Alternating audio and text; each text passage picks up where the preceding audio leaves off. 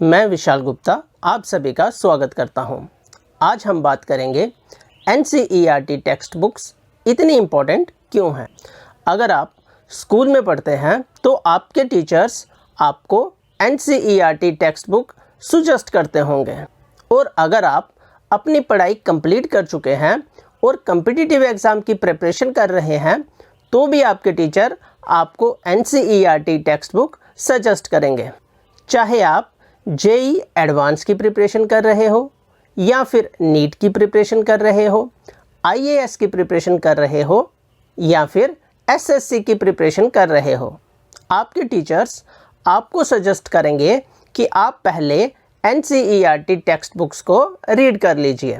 इन books में ऐसी क्या बात है कि हर कोई आपको सजेस्ट करेगा कि आप एनसीईआरटी टेक्स्ट बुक रीड करो। मेरे एक स्टूडेंट ने एक बार मेरे से पूछा, सर अगर मैं सिर्फ एनसीईआरटी टेक्स्ट बुक को रीड करूं तो क्या मैं बोर्ड एग्ज़ाम में टॉप कर सकता हूं? मेरा आंसर था नहीं।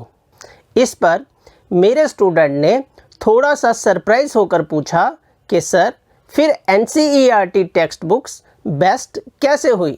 अपने स्टूडेंट का ये आंसर सुनकर मुझे लगा कि बहुत से टीचर्स एनसीईआरटी टेक्स्ट बुक को रीड करने के लिए कहते हैं, इसलिए स्टूडेंट ये समझते हैं कि हमारे कहने का मतलब है एनसीईआरटी बेस्ट बुक है। मैं इस बात को मानता हूँ कि एनसीईआरटी टेक्स्ट बुक्स बहुत अच्छी किताबें हैं, लेकिन एनसीईआरटी टेक्स्ट बुक्स बेस्ट हैं ये बात थोड़ी डिबेटेबल है।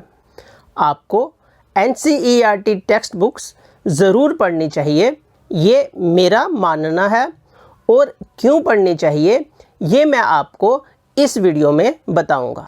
पहले हम बात करेंगे कि सीबीएसई बोर्ड के लिए एनसीईआरटी टेक्स्ट बुक्स क्यों इम्पोर्टेंट हैं, और उसके बाद हम बात करेंगे कॉम्पिटिटिव एग्ज़ाम के लिए एनसीईआरटी टेक्स्ट बुक्स क्यों इम्पोर्टेंट हैं। तो पहले बात बोर्ड एग्ज़ाम की करते हैं।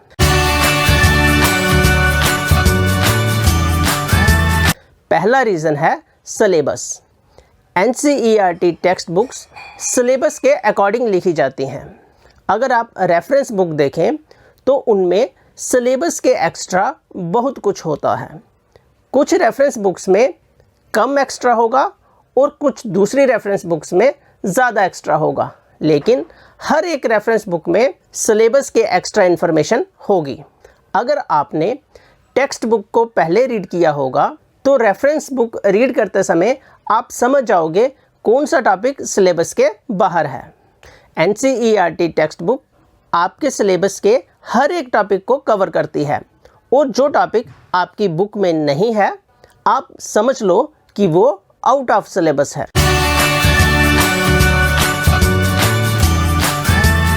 एनसीईआरटी टेक्स्ट बुक को रीड करने का दूसरा रीज़न है कि एनसीईआरटी टेक्स्ट बुक प्रिसाइज होती हैं।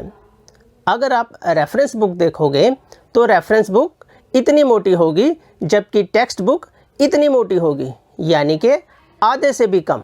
लेकिन फिर भी एनसीईआरटी टेक्स्ट बुक में पूरा सिलेबस कवर किया गया होगा। एनसीईआरटी टेक्स्ट बुक में जो बात एक या दो लाइन में बताई जाती है, रेफरेंस बुक में उसी बात को एक पैराग्राफ में एक्सप्लेन किया जाता है।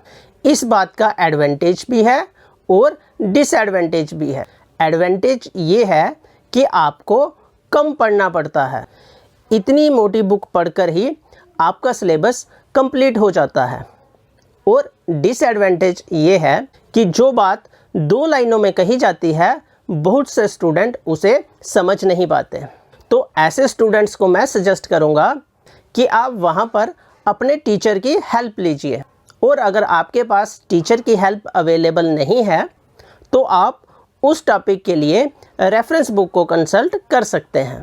प्रिसाइज होने का एक एडवांटेज ये भी है कि जब आपने एक बार सिलेबस कंप्लीट कर लिया तो आप उसे जल्दी से रिवाइज टेक्स्ट बुक की हेल्प से कर सकते हैं।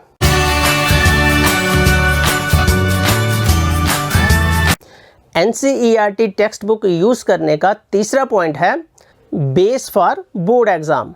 जो हमारी टेक्स्ट बुक होती है बोर्ड एग्ज़ाम इसी टेक्स्ट बुक के बीच में से डाला जाता है। अगर बोर्ड एग्ज़ाम में कोई ऐसा क्वेश्चन आ जाता है जिसके बारे में टेक्स्ट बुक में कुछ भी नहीं बताया गया है, तो ऐसे क्वेश्चन को आउट ऑफ सिलेबस डिक्लेयर कर दिया जाता है और स्टूडेंट्स को ग्रेस मार्क्स दिए जाते हैं। यानी कि जिन स्टूडेंट्स ने उस क्वेश्चन को अटेम्प्ट किया होगा उन्हें फुल मार्क्स दिए जाएंगे। इसलिए जिन स्टूडेंट्स ने टेक्स्ट बुक रीड की होती है वो डिसाइड कर पाते हैं कि ये क्वेश्चन आउट ऑफ सिलेबस है। चाहे आपको वो क्वेश्चन ना आता हो, आप सिर्फ उस क्वेश्चन को अटेम्प्ट कर दो, आपको फुल मार्क्स मिल जाएंगे।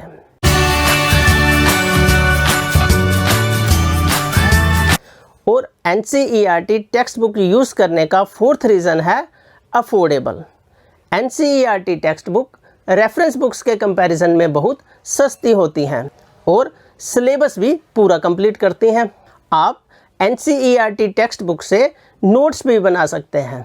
इन सभी रीजंस की वजह से मैं स्टूडेंट्स को हमेशा रिकमेंड करता हूं कि आप पहले NCERT टेक्स्ट बुक रीड करिए, उसके बाद रेफरेंस बुक्स को कंसल्ट करिए। अब हम बात करेंगे कि कॉम्पिटिटिव एग्ज़ाम के स्टूडेंट्स को NCERT टेक्स्ट बुक क्यों सजेस्ट की जाती हैं।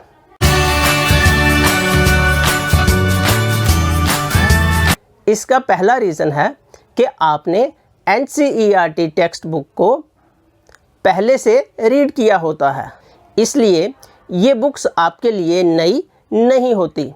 आप इन बुक्स को बहुत जल्दी कंप्लीट कर सकते हो। एक बार कंप्लीट करने के बाद आपको वो सारा कुछ याद आ जाता है जो आपने किसी टाइम में पढ़ा था।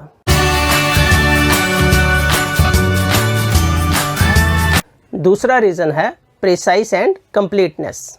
एक कॉम्पिटिटिव एग्ज़ाम के लिए मार्केट में जो बुक्स आती हैं वो काफ़ी मोटी होती हैं। स्टूडेंट्स इन बुक्स को देखकर एक साइकोलॉजिकल प्रेशर में आ जाते हैं, जबकि NCERT टेक्स्ट बुक्स पतली होती हैं और हमने इन्हें पहले से रीड किया होता है। साथ में अगर हम क्वांटिटी ऑफ इंफॉर्मेशन की बात करें तो टेक्स्ट बुक में इंफॉर्मेशन बहुत ज़्यादा होती है, क्योंकि NCERT टेक्स्ट बुक में जो बात एक या दो लाइन में कही जाती है, कॉम्पिटिटिव एग्ज़ाम्स की बुक में वही बात एक पैराग्राफ में कही जाती है। इम्पॉर्टेंट ये है कि जब आप NCERT टेक्स्ट बुक रीड करें, आप सिर्फ उसके मीनिंग को ना समझें बल्कि उसके भाव को भी समझें।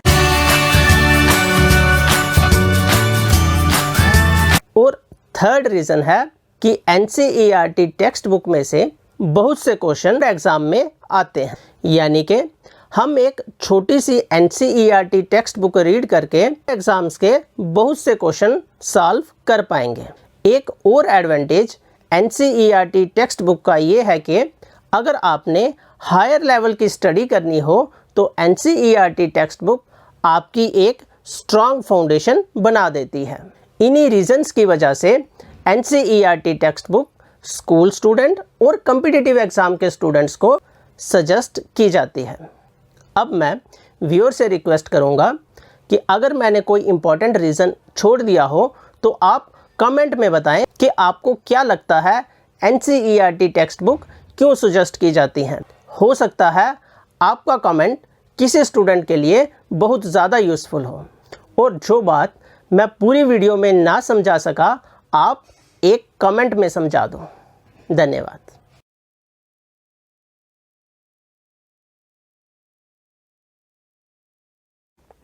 मैं विशाल गुप्ता आप सभी का स्वागत करता हूं। आज हम बात करेंगे कि क्लास 9 के लिए मैथमेटिक्स की बेस्ट बुक कौन सी है। मैंने क्लास 9 मैथमेटिक्स के लिए बहुत सी बुक्स का रिव्यू किया है, लेकिन कुछ स्टूडेंट्स कंफ्यूज हैं कि कौन सी बुक उनके लिए बेस्ट होगी। इसलिए आज की वीडियो आपके लिए बहुत ज़्यादा इम्पॉर्टेंट होने वाली है, क्योंकि आज मैं आपको क्लियरली बताऊंगा कि आपने कौन सी बुक से पढ़ना है और क्यों पढ़ना है। क्लास 9 में ही मैथमेटिक्स के लिए बेस्ट बुक चूज़ करना बहुत ज़्यादा ज़रूरी है, क्योंकि क्लास 9 एक बेस है क्लास 10 के लिए, क्लास 11 के लिए, क्लास 12 के लिए, और अगर आप कम्पिटिटिव एग्ज़ाम में उसके बाद अपीयर होना चाहते हो तो उसके लिए भी।